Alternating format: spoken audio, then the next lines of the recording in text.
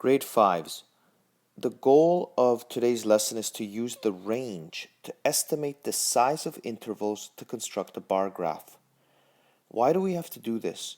Well, sometimes the amount or range of data is too great and we need to use intervals to show the data properly. Let's take a look at this question. Billy collected the heart rates for the 28 students in his class. Here's the heart rates of all the kids.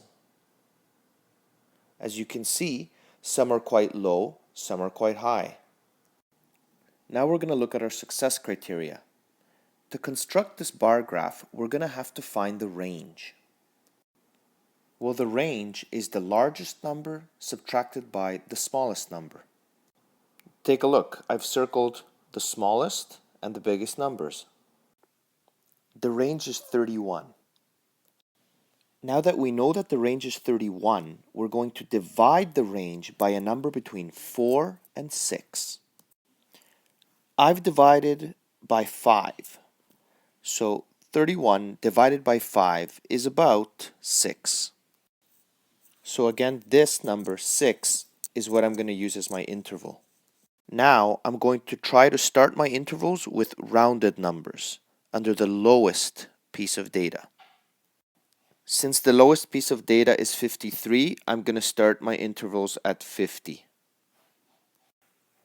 So this is how my intervals are going to look.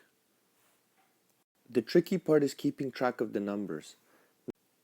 Notice, for example, that here there are 6 intervals. 50 is included.